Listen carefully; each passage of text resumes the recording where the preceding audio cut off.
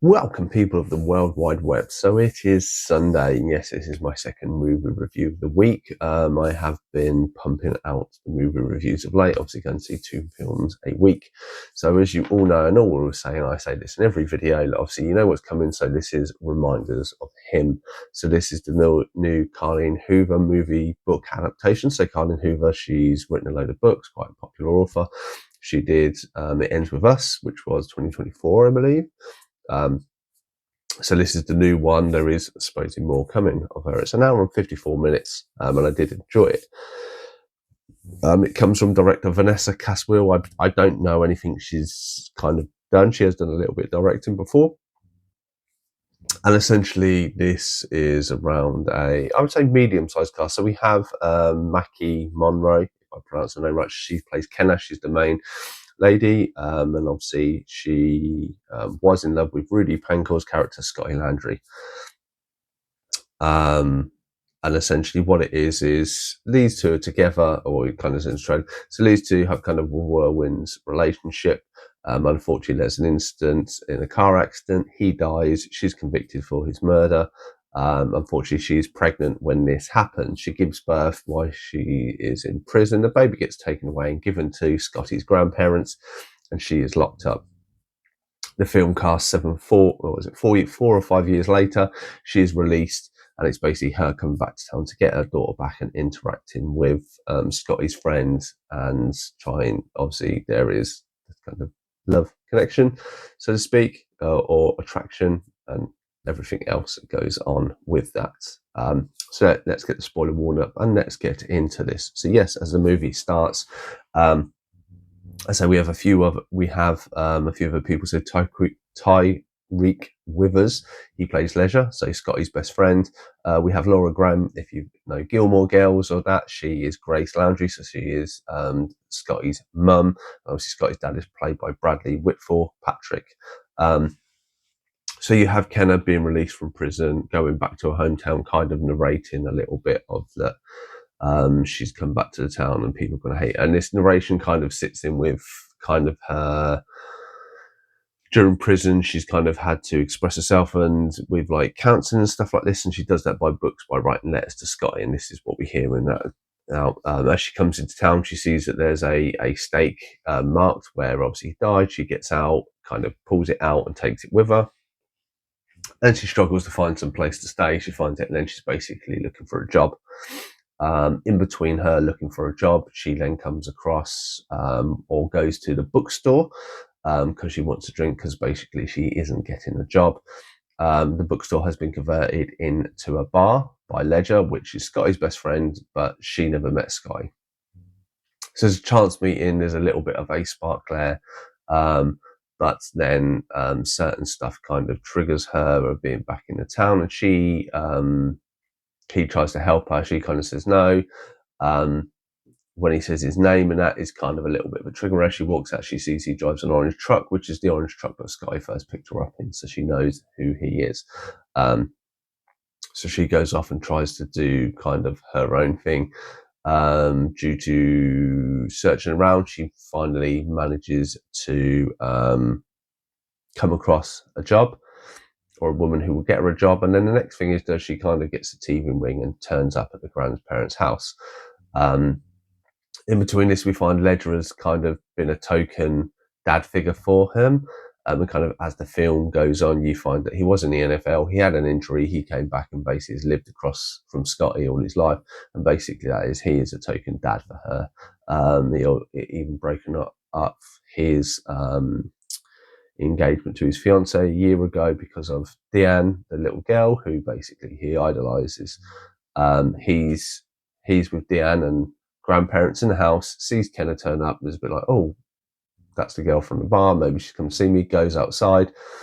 As he goes outside and approaches her, he realizes she is obviously Kenna. He's never seen her or met her before. Tries to get her into his house. She doesn't listen. She runs out, rings the door. He manages to pull her to one side, tells Grace to go in, keep going, and then basically he drives her home and has a go at her. when he has a and goes and then she goes out. He drives back and then goes to work later, and then he talks with his friend Roman, and you kind of get then the sense that Ledger he sees kind of lost souls or something. Like Roman, his friend, you find out he was an alcoholic, and basically he helps these people, and I think that's kind of the attraction there a little bit with Kenna.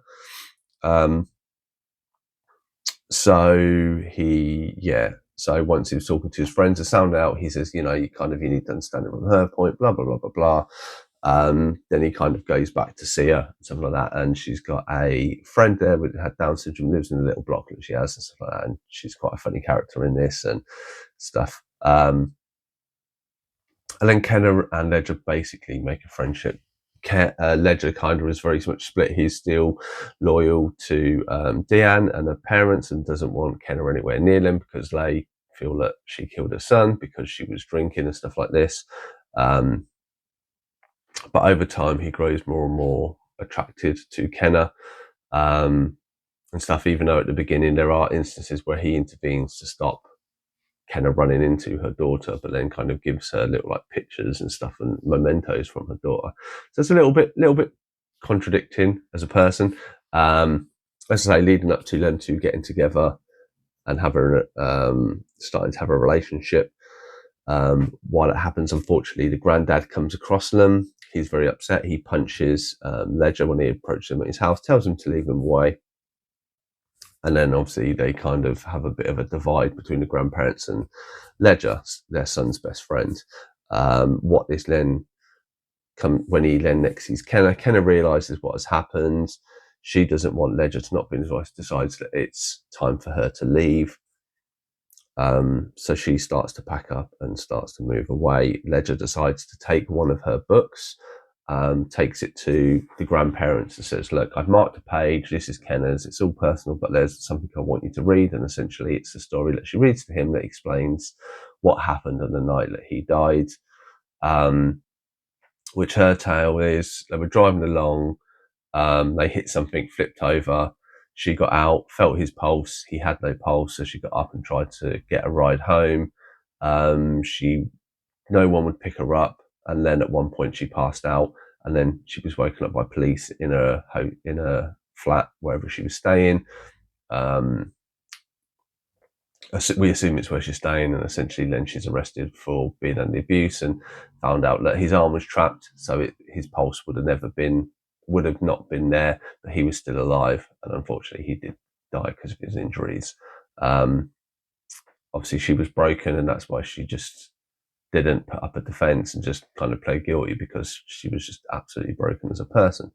And obviously that's what he wanted to convey to her grandparents. Her grandparents, the grandma, turns up as she's trying to leave and basically says, why don't you come around for dinner? Let's all put this together. And then they kind of make it up, and then it's kind of Ledger and Deanna are kind of all happy family with the grand. Everything's perfect. And then she drives off, and then she's had a little poem to Scotty, like, Scotty, I know where you are, you'll be happy, I'm happy, blah, blah, blah, the end. Nothing after the credits or during the credits or anything. What did I think? I rate this movie 5.8 out of 10. As Colleen Hoover's movies and adaptations go, It Ends With Us, I think, is far better. A lot of subject matter. This one, it's all right. It's a good watch, but it's not a great watch. And it's not a great watch in that the fact that you start off with meeting Kenna and you learn kind of Kenna's story. There are a few flashbacks to Scotty, but you don't get enough time to kind of have the two together to know how special their bond is, so to speak. Only with that, for the film, you learn that he wanted to propose to her and told his best friend who had never met him. And there's this whole thing that no one had kind of met each other, like they'd been dating, I think, a year or so before this incident happens. They'd never met their best friend. And Ledger was a rising NFL sports player, would have been everywhere. You would have known what he looked like, because when you see the flashbacks and stuff, he hasn't really changed. He only saw a mugshot and she's changed. You can kind of consider that, but you would have thought there would have been some notification when she got out of jail that had happened because they killed their son. So first off, I found that very strange and a bit hard to connect to. Obviously, I felt for Kenna because obviously she's getting out, but obviously the reason why Scotty died and everything else is kept right until near the end. And this whole keeping of it, I get it. There's a reason for it in this movie. But it's when you learn about his death, I'm like, surely Lee's details would have been, like, I know she was in shock and something, but she gave a case of I'm guilty. But she gives a case that I'm guilty, and they mention drink driving, and she's been drinking. When she reenacts the whole story of how it happened, there is no sight of alcohol. They do have like a gummy that they share.